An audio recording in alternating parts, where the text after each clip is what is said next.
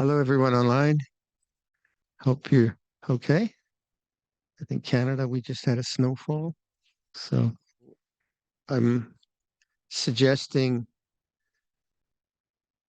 paying attention to the way things are rather than try to see something in the way things are. You know the difference. So if I'm just paying attention to the way things are, like I used sound, and I said, listen to sound. Now, to listen to sound, you can't be thinking. If you're thinking, you're not listening to sound. That first step. So you have to let go of thought. We're not trying to get rid of thought, and that's a common problem that we have because thinking is so rampant and so strong. But in any given moment, if you have enough mindfulness, you can stop very rationally and just listen. But you're not listening for something, right? It doesn't really matter because what we're concerned about is again the background rather than the foreground. The foreground is the quality of sound, the quality of experience. The background is the constant silent knowing. We don't usually pay attention to that. We pay attention to the foreground. So this is different. Huh? But I mean, to me, it seems very simple, but I've been at it a while. But just listening without any technique or ideas about anything, you just listen.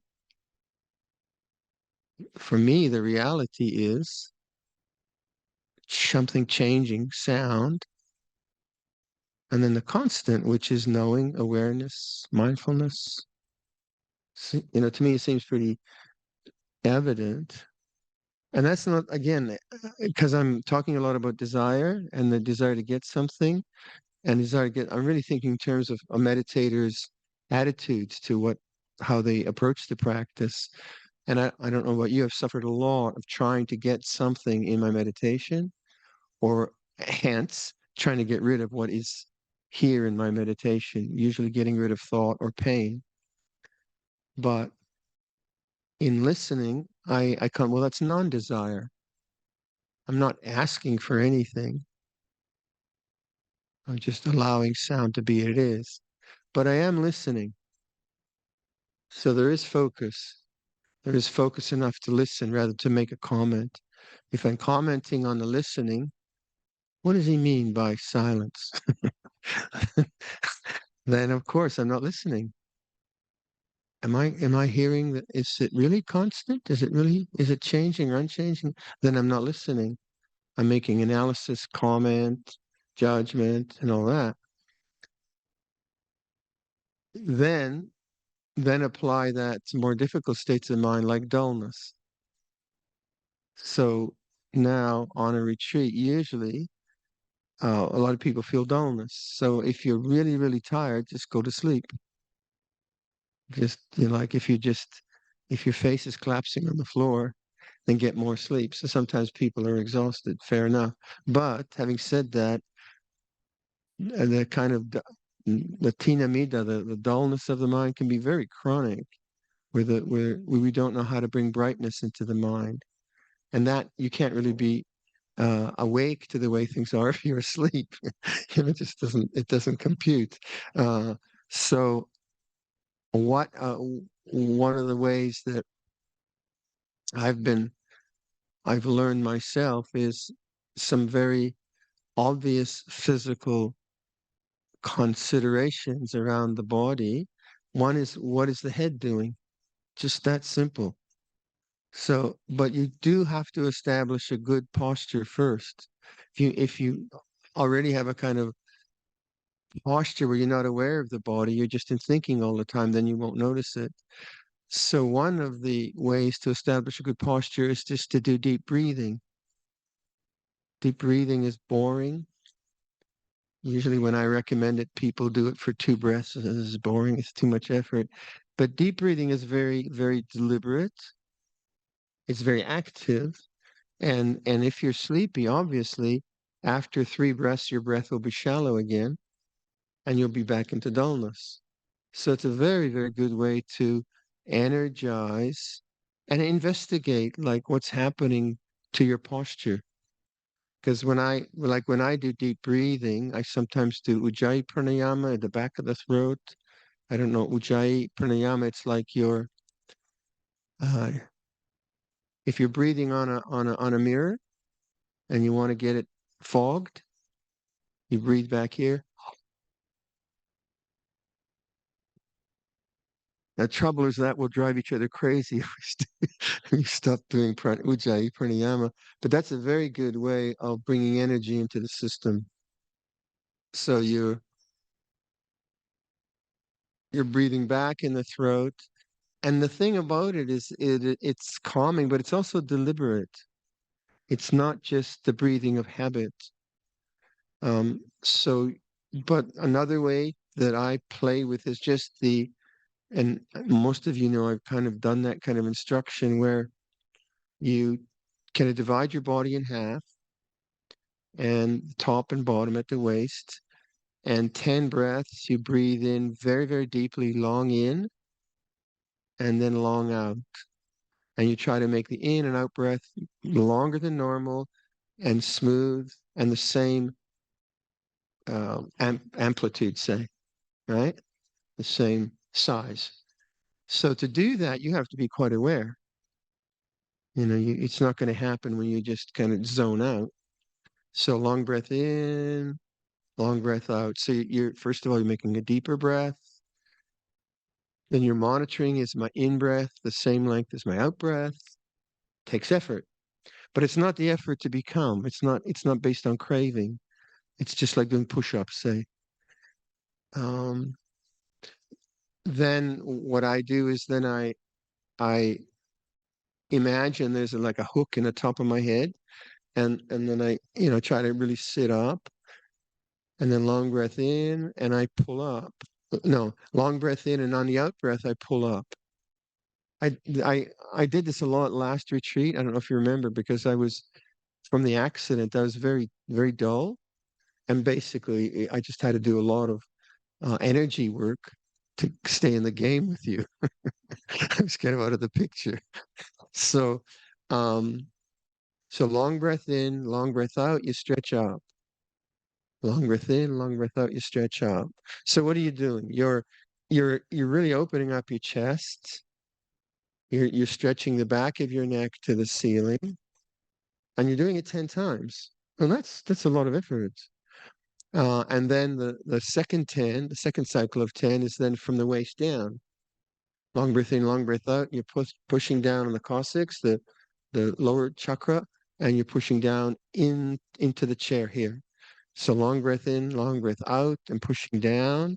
So it's the lower part of the body. But it's the same thing, long breath in, long breath out. And you're really making it deliberately longer than normal and smooth. So there's these interesting elements, long breath, smooth, in and out breath, the same length. Yeah.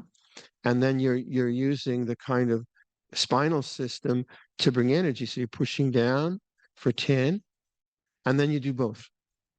So you do 10 up, 10 down, and then you pull them apart for 10. Uh, Now that's 30 breaths. You get more oxygen. Good deal. Um, then what you have a very strong posture. Now from that strong posture, you can now observe your neck. If I just sit like this, then I don't have a standard, let's say, that I can reflect off of. I just have bad posture. But if I then set up a good posture, um, then when the thinking mind starts, what happens to me, I don't know about you, but the head starts to go. The head starts to go right there, right at the neck. And then you have a way of actually noticing thinking and the dropping into dullness of thinking. But if you don't, so that's a kind of establishing an energy standard from which you can work. Now, if you're very, very, very dull, it's better to do walking meditation, or just do deep breathing for an hour. That's good too. But think about the other you're just kind of dull. First of all your weight is on your forearms. Okay. And then your weight's down here. What's happening to your lungs? You're not getting any air. What's happening to your spine? All the energy system is no longer really in nice alignment. Now it might be comfortable, right? I know that sometimes you can really get comfortable, but you don't. This isn't about comfort. It's about brightness. You like to get a place where your posture is bright and comfortable. You don't want to be uncomfortable. So I would suggest you kind of try to, I mean, the best thing is to sit in front of a mirror when you're developing your own posture at home. And after 10 minutes, like set your clock for 10 minutes. Seriously, don't let your family see what you're doing. Sit in front of your lovely full length mirror. I'm sure everyone has a full length mirror. And then after 10, 15 minutes, look at where your posture is. And many people will be shocked to discover the posture is not up here, it's down here. And that gives you a good shock. You say, wow, I thought I was really aware of my body, but actually, that's not a very good posture. So you notice how like in Zen training, they really emphasize a strong posture. Um, and in Zen training, they also have someone coming around and tapping you on the shoulder if you're falling asleep, which Vidwan hasn't volunteered for yet, but maybe tomorrow he'll just sneaking behind you and scaring everyone. So we don't have that. We just say, okay, if you want to sleep, sleep, go for it. But um, what this is kind of doing is giving you a kind of project to work with the body, to understand the body's energies, to energize the body, to use deeper breathing, but it's not based on desire. It's a craft more, right? You're not doing this to get anything. You do get something, sure, but it's very immediate, very present, and very, very mindful. So I won't lead you through that because we each breathe at different cycles and so on, and some people are not restless. I mean, are not sleepy. So restlessness is the other one. That, dullness and restlessness are the two nivaranas that quite often are really very related, and restlessness is the opposite. It's it's the it's the feeling, like, dullness is the feeling that at the end of the meditation you think you had a good meditation, but you're not sure. If you're not sure, you're probably asleep. Because if your meditation has been bright, you know that. So time sort of disappears. The other is where time goes very, very slowly, where you look at the clock a lot and you kind of look, gosh, 40 more minutes and then 39 more minutes and then you get pain and you get restless and you shift and then you start thinking about tomorrow. It's very active. It's got a lot of energy in it. Well, there actually deep breathing helps also because there what you need to do is you don't really need to energize, but need to calm the whole system. And so language like peace. So if you take the long breath in, long breath out, don't do the stretching. Just increase the breath, but really pay a lot of attention. Make the out breath very long. Make it really, really long, and then in that out breath, put in peace. Nowhere to go, nothing to do. So put in languages of non-striving, because what happens when you feel dull, you tend to be relaxed, and then you don't put energy in. When you feel restless, you tend to put in too much effort. So you try even harder and you get even more restless. So the amplitude of the breath is quite interesting because it kind of keeps you in the game. But in restlessness, I find that just like the really a really long out breath, really peaceful, nowhere to go, nothing to do, and really noticing the end of the out breath right there. If you do that with dullness, you tend to fall asleep because that's where you fall asleep. So the stretching in dullness is helpful. But maybe other teachers have told you other ways to deal with these nivaranas, but they're part of the craft of meditation. So you have to diagnose it. You have to kind of see, well, what is this? You don't have to have a definition for it because so it's not peaceful. It's what is it? It's a lot of energy, too much energy maybe. and the other is posture, sleepiness. Um, yeah. But notice that both techniques are not, they're not, it's not involved with desire, but it is involved with effort. So, first and foremost, wake up to the way things are, listen to sound, say, notice the background, notice the puru. That's the experience of knowing. And then when that gets lost, then play around with the breath. Do things, do things which are active. Sometimes with breathing meditation, with anapanasati, we tend to think we have to be very passive. Don't touch it, right? Yeah, at some level, that's very, very good. But at some level, it's actually not so good. So don't be afraid to engage the breath and use the breath and make it, play around with it in different ways. Yeah. Okay, some thoughts. So let's do some meditation. Stretch your legs a bit, and we'll start.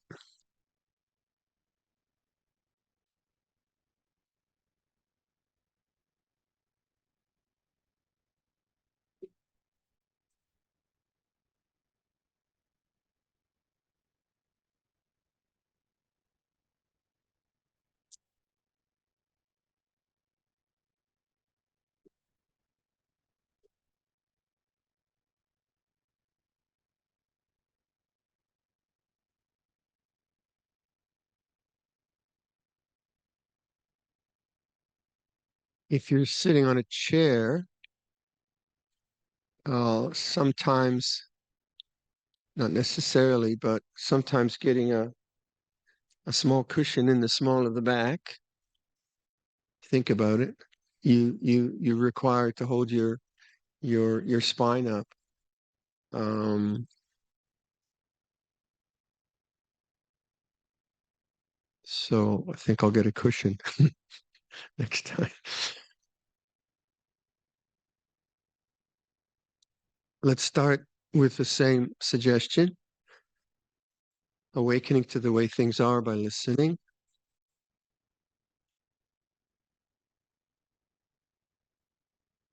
So listen, let the sounds come to you.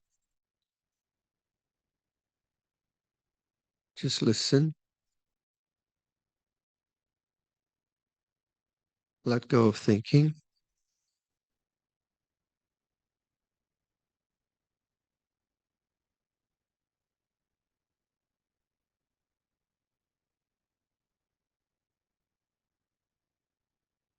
So if we use Luangpor Tomatoes line, it's like this. And then there's the silence of knowing or being aware.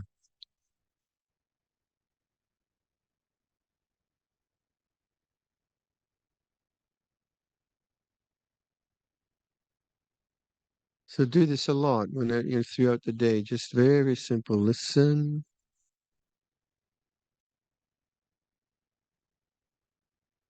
not trying to get anything or get rid of anything, just the way it is.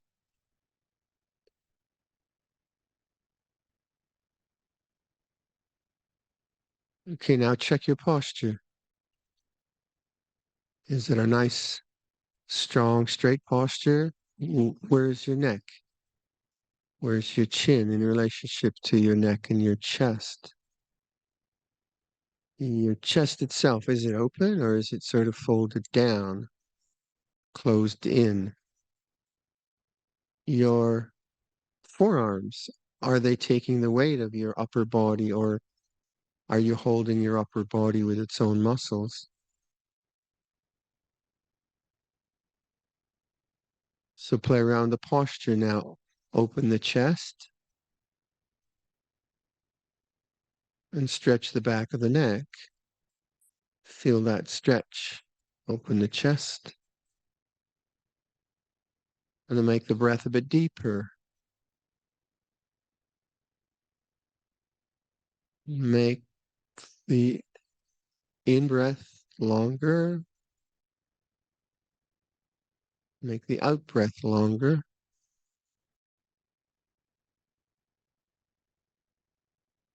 Make them smooth.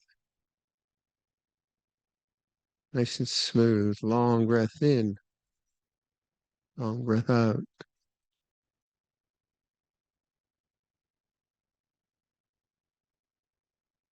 And you make the in breath the same length as the out breath.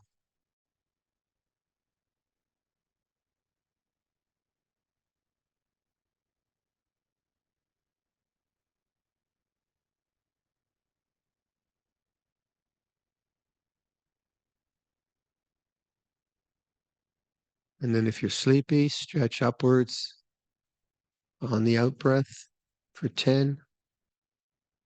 Push downwards on the out breath for 10. Up and down for 10. So it's like a yoga session.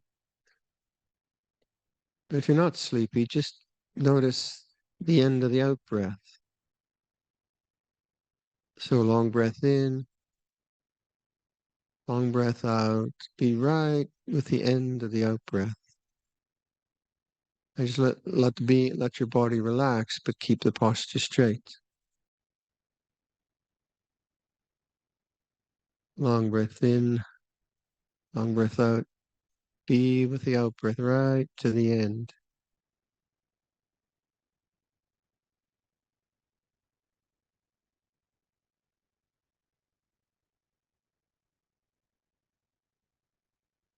The end of the out breath, relax the facial muscles. And just let the next breath come in. Don't force it.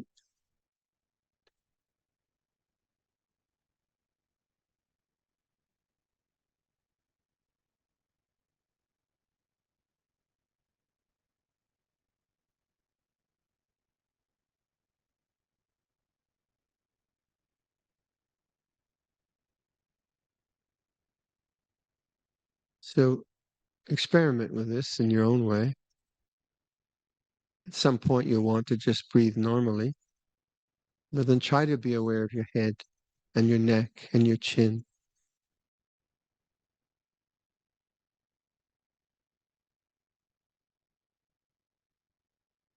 And then as that becomes stable, then you can bring your attention through the throat and then into the chest.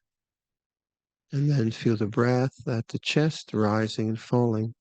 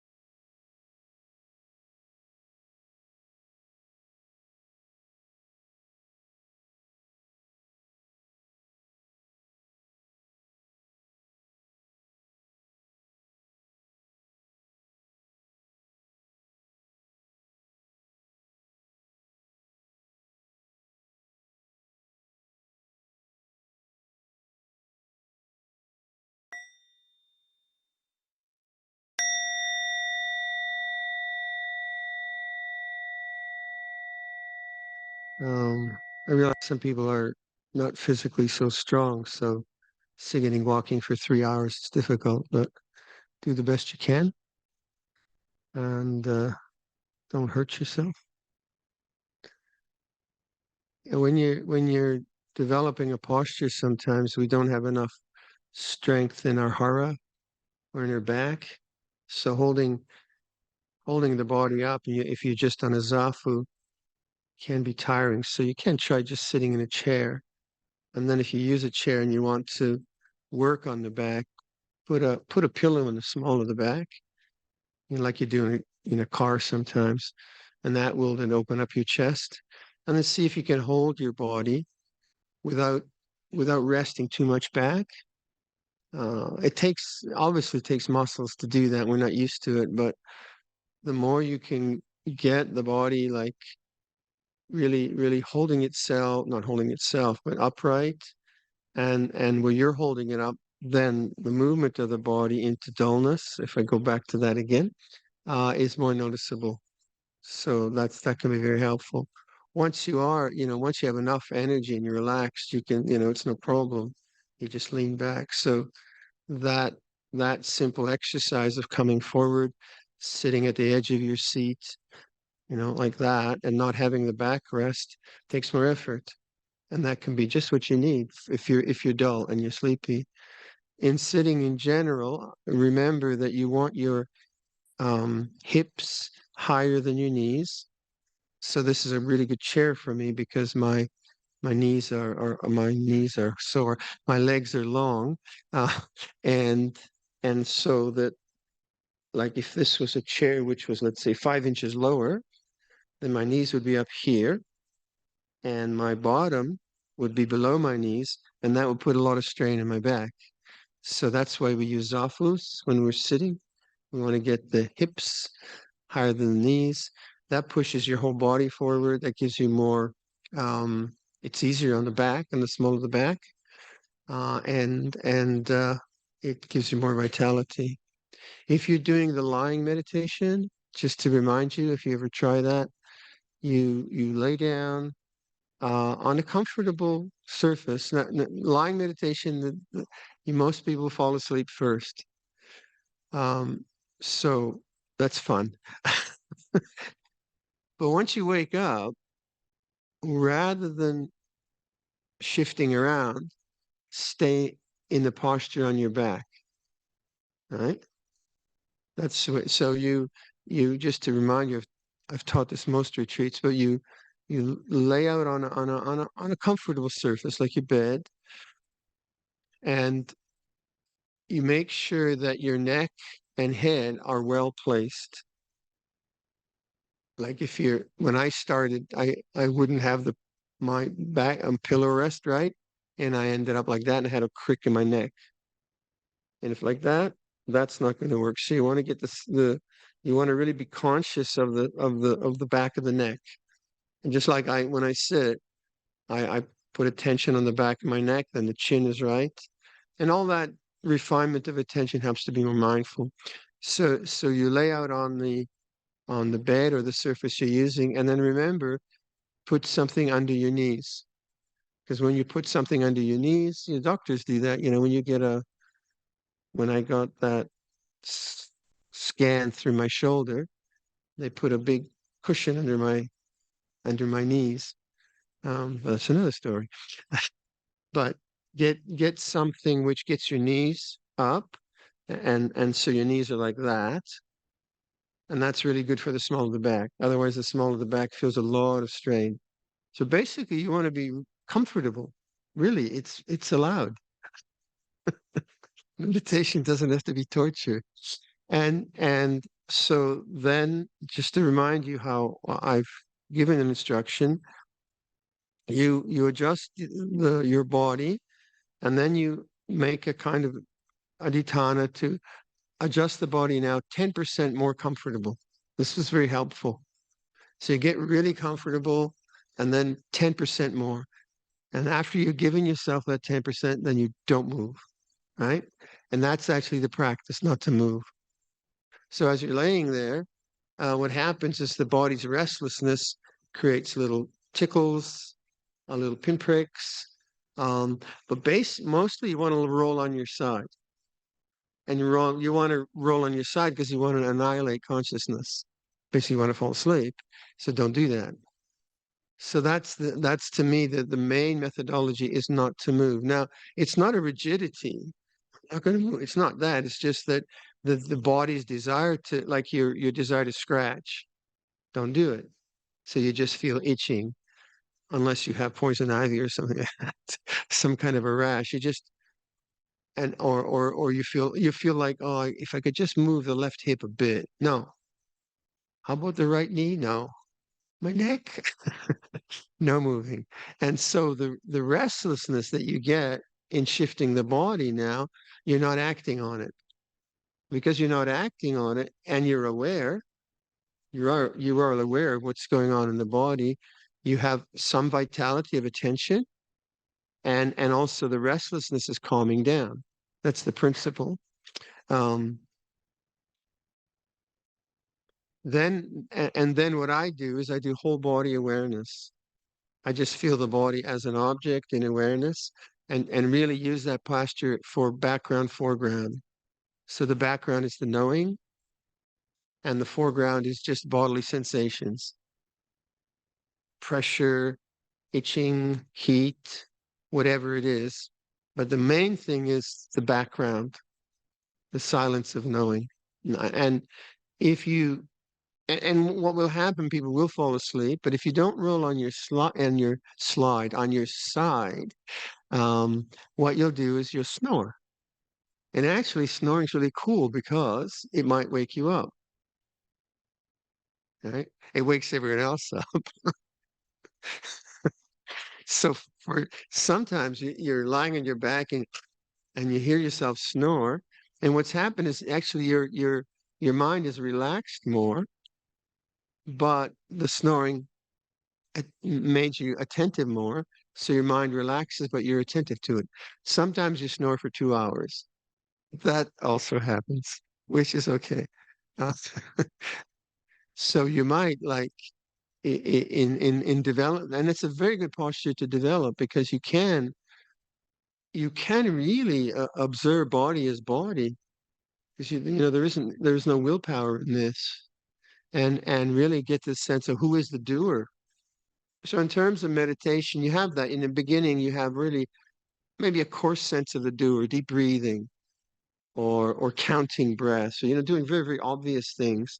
But then as your mind settles, you're naturally you let go of technique.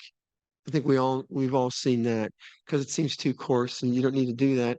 And you come more and more to the sense, well, who's actually doing this? The mind knowing the mind. And there's a progression that way in the development, I think, of a retreat, but also in your own meditations. So the lying meditation I found is tremendous for that investigation. Well, oh, who am I? Or who is doing this? Because there's no doer. And there's just the silence of the puru. Very, very helpful. Takes some it takes some skill to develop it. So one way is when you're at home or here, get up early before everyone else, have a shower, have a really strong cup of coffee, and go back to bed. And then you get lots of energy. Unless coffee's not, if you get too wired with coffee, then don't do it. But just do your routine and then try that posture. Now, if you can sit cross-legged quite easily, and it comes naturally, then I mean, that's like cross-legged, full lotus, half lotus, beautiful posture, really good for energy. So it kind of depends where you're at physically. For me now, because my knees are kind of 76-year-old knees, so they're not so happy sometimes. But it's a very interesting posture for exploring consciousness and identity with the body. So for those of you who want to, like during these afternoons, you want to try that, go ahead. Um, don't miss tea time. Snore for 2 hours. What else? I think that's enough. Yeah. So let's go do some more practice.